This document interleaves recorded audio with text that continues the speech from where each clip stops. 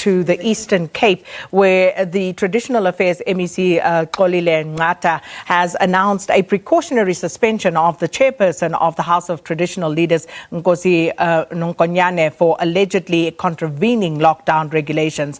Now, Nonkonyane is alleged to have attended a family funeral in contravention of the regulations. He's also been quoted in media reports rejecting further conditions that have been proposed by the Health Ministry to regulate funerals in the Eastern Cape. Now, the MEC Xolile Nqatha is responsible for cooperative governance and traditional affairs in the Eastern Cape and joins us on the line now. MEC, thanks for your time this morning. Thank you, Sakina. Good morning to you and your viewers. Have we summarized correctly what the state of affairs is with regard to Nkosi Nonkonyane at this point? Yes, you have summarized it correctly, Sakina. And it was not an easy decision for us, given the seniority of Chief Mwelo Nonkonyane. And when I received the report that he is alleged to have broken the regulations, I gave him a call with a view to understand from his side as to what occurred, where even the night vigil was held and the 15 number maximum was not observed. 2 hour maximum in terms of duration of the service was not observed. I was not happy with his response, and I then sent a team who came back with a report to say that the allegations, according to what their findings, were true, because even the environmental health workers did visit the family and the police to indicate what are these conditions that must be followed. He's alleged to have said that, those regulations must not be followed. If anyone asks, they must speak to him. And I decided then to write him a letter, having received the report, to afford him an opportunity to put his side in writing after I've not been happy with his initial response. He's supposed to give me that response by the 28th. However, then this second incident occurred where there was these media reports where he spoke again against the regulations.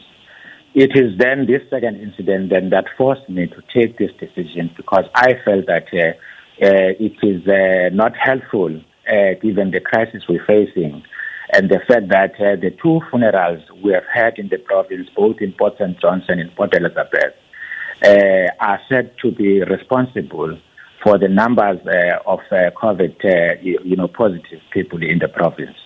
And therefore, we must speak with one voice as leadership.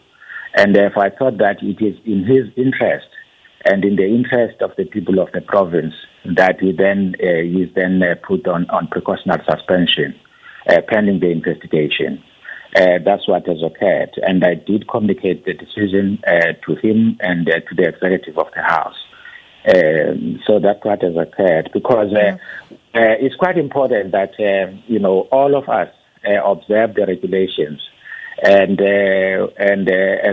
all of us, we are subjected to the regulations, and none of us should act in a way that suggests we're above the law, and that would apply even to myself, to anybody. Regulations must be observed. It is only on those bases that we can be able, when we act in unity, in action, and have one message, that we can defeat, the crisis. MEC, by your own admission, lockdown regulations were contravened at that funeral. Do you therefore believe that it is going far enough? Is it enough of a sanction to simply place the traditional leader on precautionary suspension when we have seen much harsher sanction against others? Yeah, for now, I thought that is an appropriate action for now, because it's a partial suspension pending further investigation. And as I did not want to issue out a sanction, because that would mean it is a judgment that I've found him guilty already. But these are the allegations, but the seriousness of the allegations required steps to be taken in the here and now. hence the precautionary suspension. But that's semantics, then, MEC. I apologize. Let me just interject there, because that boils down to semantics. Either the lockdown regulations were actually broken or they were not. Your statement earlier, you said that they did in fact contravene those lockdown regulations, and therefore it finds that they are then foul of the law. So why then wasn't he, like others that we've seen of very high profile, like, for example, Minister Stella Ndabeni-Abrams, like Somizi Mhlongo, why wasn't he then sanctioned further than a mere suspension? Well, Sakina, I felt that the rules of natural justice requires that he must state his side of the story. So I've afforded him an opportunity to state his side of the story in writing. Now, before I received that, then there is this incident. Hence, I felt that there is no option but to act now, so that he does not continue to be the face of the campaign in the face of these serious allegations. Now, in a province where we have seen, and you've yourself outlined some instances where these attendants of funerals and not adhering to lockdown regulations have seen an alarming increase in positive COVID-19 stats, to have a traditional leader of Nkosi Nonkonyane's stature breaking regulations is surely of great concern to you, especially coupled with the rogue type of messaging that's accompanying this. Sorry a second, the other person was speaking on the background, so I can't hear you properly. You just can go a little bit wider. MEC? Yes, there's somebody that is speaking, Sakina, I can't get you properly. Keep on breaking. Just go ahead and give us your response to my question, MEC. The concern that this brings along with it when you have someone of such high stature, especially in a province like the Eastern Cape that is very rural, that where people do adhere to tradition and take very seriously what their traditional leaders say to them.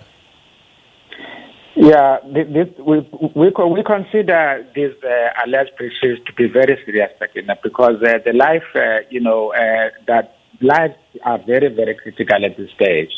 That we must save lives. That's why none of us must act in a way that undermines the lockdown, and that's why I have taken the action I've taken, and call upon all of us, including traditional leaders, councillors, and other politicians.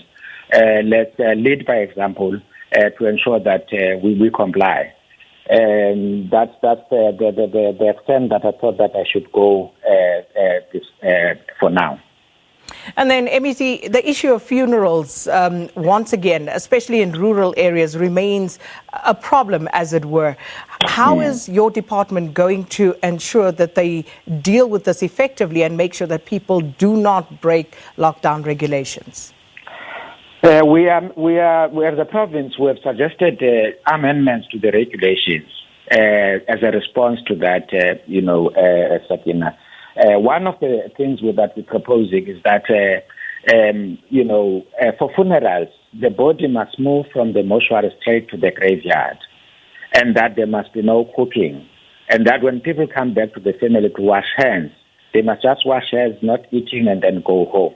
Those are the things that we're proposing, because we feel that even the number of 50 sometimes makes it difficult for the police to enforce, as it was the case in this incident, where it is reported as well that there was some exchange of words between the chief and the police. So those are some of the amendments we're making, that there mustn't be, the body must not even go at home, it must go straight to the funeral. If the family feels like having some memorial service, it can be considered post this period.